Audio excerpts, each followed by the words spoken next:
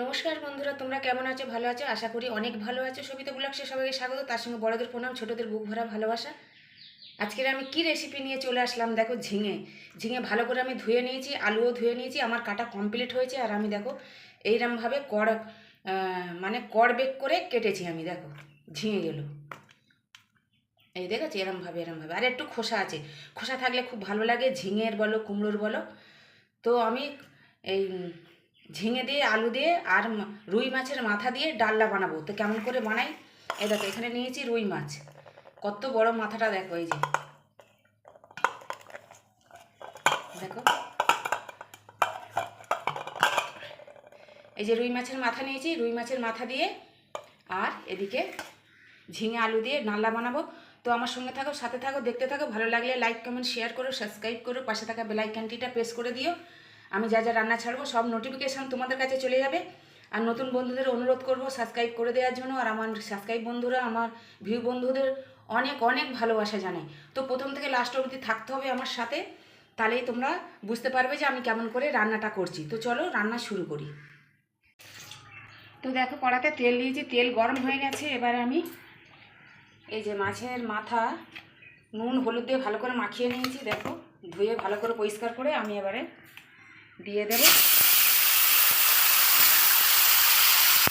এটা ভালো করে ভেজে নেব। তো দেখো এবার বেটে নেব রসুন আর কাঁচা লঙ্কা আর আদা, এটা বেটে নেব।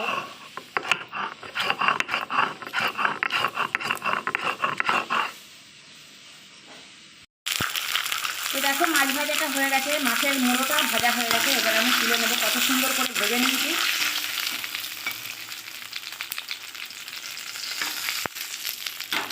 ওই তেলের মধ্যে আমি একটু সর্ষের তেল দিয়ে দেব।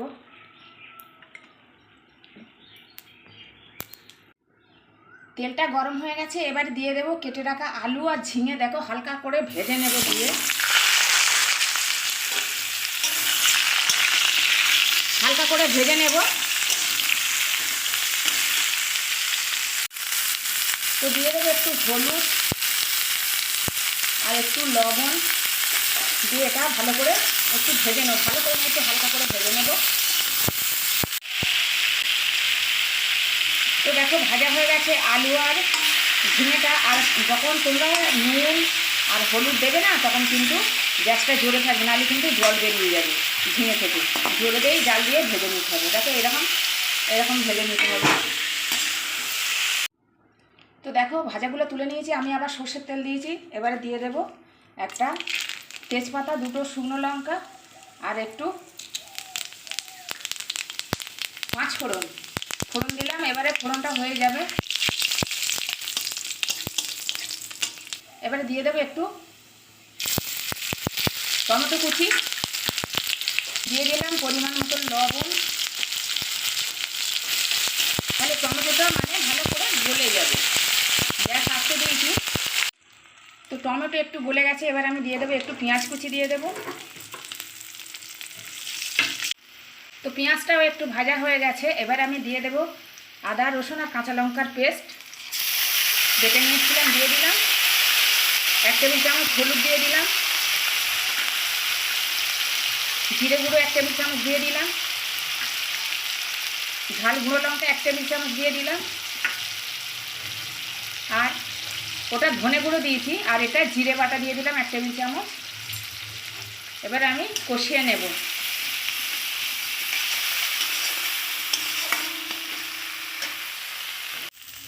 তো একটু জল দিই, জল দিয়ে ভালো করে মশলাটা কষিয়ে নেব।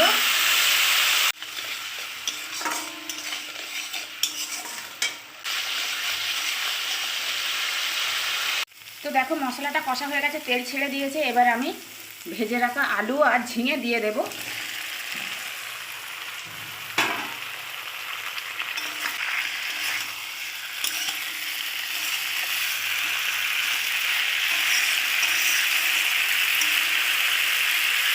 আর এদিকে দেখো বাগান একদম ফাঁকা। দেখো এই যে পুকুর দেখা যাচ্ছে, পুকুরটা জলটা একটু দেখে দিই। এই যে পুকুরটা দেখো জল আছে, জল ভরে যাচ্ছে পুকুরে, বর্ষাকাল পড়েছে তো আর বাগানে কিছু নেই, সব শুকনো হয়ে গেছে, আবার নতুন করে গাছ বসানো হয়েছে, আবার হবে দেখো। তো দেখো 2 মিনিটের মতন কষে নিয়েছি আমি, দেখো এই যে। এবার আমি দিয়ে দেবো, জল দিয়ে দেবো।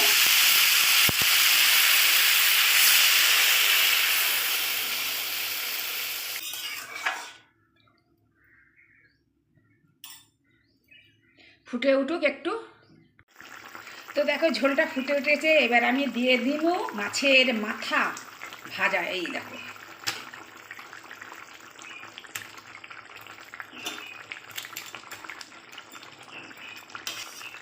এবারে ফুটটা একটু ঘন হয়ে যাবে, তখন আমার হইয়া যাবে রেসিপিটা। এবার আমি চাপা দিয়ে দিব। তো দেখো 5 মিনিট পরে চলে আসলাম, আমার রান্নাটা হয়ে গেছে। দেখো এই যে,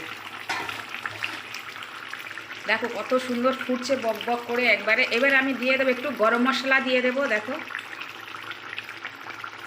তোমরা কখনো খেয়েছো যে ঝিঙে দিয়ে আলু দিয়ে মাছের মাথা দিয়ে ডালনা? কুমড়ো দিয়ে খেয়েছো, কুমড়ো আলু পুঁই শাক দিয়ে খেয়েছো, তারপরে মুগ ডাল দিয়ে খেয়েছো? খাইছো কোনো সময় এরমভাবে? খাইয়া দেখো, এটা খুব ভালো হয়। তো দেখো গরম মশলা দিয়ে আমি একটু নাইড়া সাইড়া, এবার আমার রেসিপিটা কমপ্লিট। আর আমি মিষ্টি কেন দিইনি, কেননা ঝিঙে মিষ্টি ছিল বলে আমি মিষ্টি দিইনি। তো দেখো,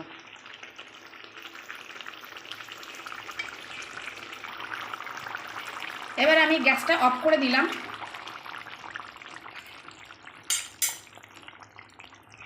আমার রান্নাটা কমপ্লিট, এবার আমি ঢেলে ফেলবো। তো তোমরা এরকম করে রান্না করে খেয়ে দেখো, নিশ্চয়ই ভালো লাগবে। তো আজকের মতন আসছি, টাটা। তোমরা সবাই ভালো থেকো, সুস্থ থেকো।